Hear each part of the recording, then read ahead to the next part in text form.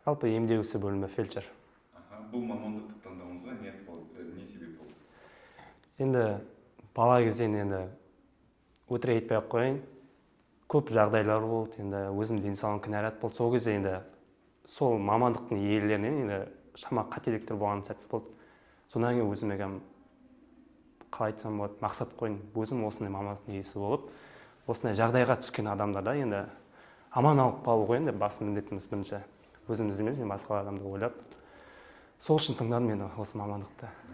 Жас кезіңізде операциялар көп болды ма? Операция көп болды. Ол не үшін болды? Травмадан болды, көзден травма болдым, содан. Қалай алып қалдыңыз? Сол енді жағдайлар болып қалды сонда. Айтқыңыз келмейді.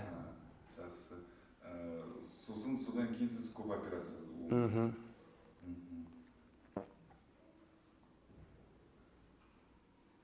Сіздің өміріңізде сол ең көп қалып қойған бір есіңізде мәңгілік қалып қойған бір оқиғалар болды ма жас? Негізі жас кезінде емес, енді осы 11 бітірген шағымда енді бір жағдай болды. Ең алғаш енді мен театрдан көп қатысатын болдық, енді өзіміздің Нұршуақ театр дейтін болды. Сол кезде осы медицина мамандығын таңдаймын, таңдамаймын деген екі ойлы болады. Енді 11 класста қай мамандыққа кетемін деген сияқты. Сол кезде Атыраудан хатшы бала рөлін ойнап, үздік актер номинациясын ұттым. Сол кезде мен Алматы Оспановқа оқуға шақырды. Сол кезде қатты ойланып қалдым, енді ағайын туыс болған кезде енді сәл ойланып, қатты ойланып кеткен болды. Сол кезде болды енді естен кетпес кезім ең самый.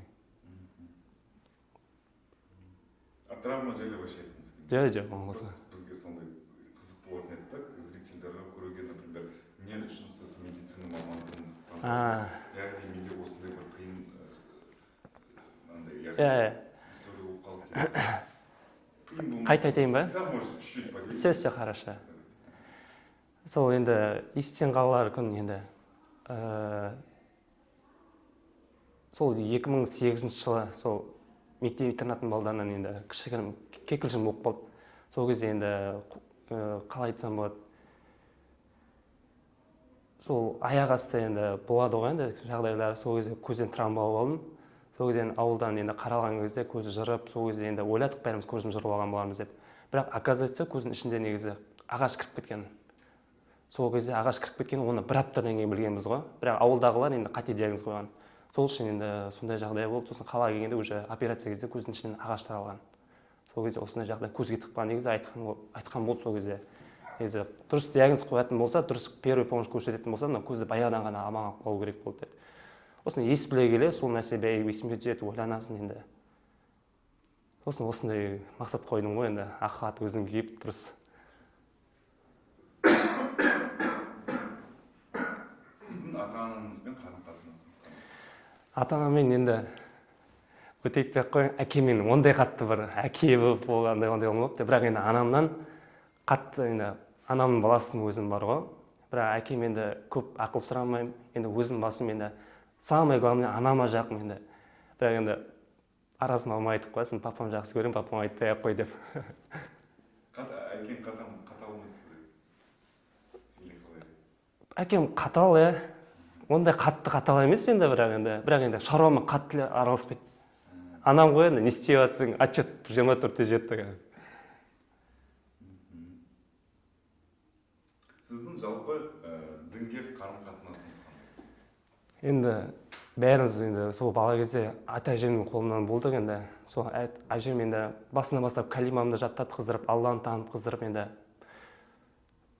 діннің енді жаманшылығын емес, енді жақсы жағын көрсетті ғой. Енді көп сол кезде енді дінде енді басқа радиолог енді ағымдар көп болды. Сол кезде әйтеуір көрсетті, қай бағытта қалай жүретінін. Самое главное, жас кезінде білім қуып, енді дін тек Аллаға ғана енді бүйтіп емес, енді тек ата-анаға құрмет көрсету, білімге табандылықпен тұру, өмірдің сынағына, тағдырға, яғни сену арқылы осы көрсетті бізге. Руханилық сөзі сен үшін нені білдіреді? Руханилық в переводе духовность. Рухани енді өзін дамыту ғой енді, рухани енді кейбір жағдайларға келгенде қатты енді тағдырға сынбай енді рухани дамыту енді өзің жігітсің ғой енді, жігіттің басынан не өтпейді енді әрбір нәрсеге қатты бой алдырмай енді тік тұрып еңсеңді көтеріп рухани да әйтеуір физически де дайын болу керексің ғой рухани деген сол деп ойлаймын өзім. Құдайға сенбейтін я басқа дінді ұстанатын адамдарға көзқарасыңыз қандай? Ондай жоқ екен, қазір тәуелсіздік заманы ғой. Әркім нені ұстанғысы келеді, сол еркіне байланысты. Оның ешқандай жоқ. Сіздің өміріңізде достарыңыз бар ма басқа дін ұстанатын? Иә, мен арасында да енді айтады, атеист те бар, христиан бауырларым бар, метеист балдар бәрімен араласа беремін. Бірақ енді ортаға келгенде енді өзіміздің комфорт қой болды. Ортаға келіп біреуді обсуждать етпеймін, сондай жоқ.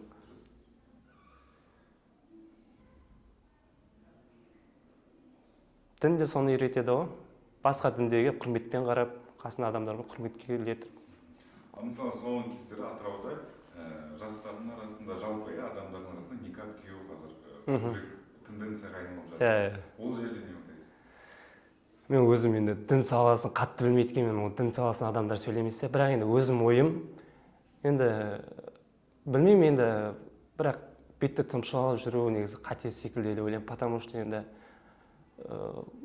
қазіргі заманда енді қалай айтсам болады, енді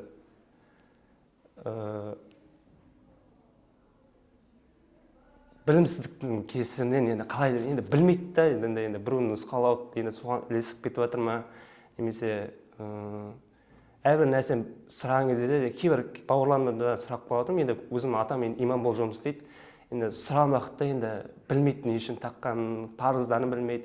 Просто постепенно баспалдақпен жоғары көтерілсе деген нәрсе ғой. Бірінші жайлап білімді үйрен, одан кейін намазды үйрен, одан кейін зекеттерді үйрен, сразу келіп жоғарыға көтеріліп кетудің қажеті жоқ деген сияқты ойымды айтқым келді. Бірақ енді қате дұрыс деп айта алмаймын енді үкімін. Ол жағын білмейді екенмін енді. Мысалға, радикалды діни ұстанатын адамдарға көзқарасыңыз қандай? Және осындай радикалды діни көзқарас болмас үшін жастардың арасында сіздің ойынша не істеу керек? Жаңағыдай ғой, енді өзінің саласында адамдардан сұрау керек. Енді ой, мына бауырым біледі екен деп жүгіріп кетіп қалмау, енді бар ашық мешіттеріміз, немесе басқа адамдар да бар, басқа білімді адамдар бар, содан барып сұранса, енді білімсіздік дамымайтын еді олай. Білімсіздіктің кесірінен басталып жатыр ғой сол бәрі. Ондай кісілер көзқарасым жақсы, әркімнің өзінің таңдауы бар. Оған яғни ешкім қысым көрсете алмайды, сенікі дұрыс емес деген сияқты. Жалпы жақсы. Әркімнің өз таңдауы бар.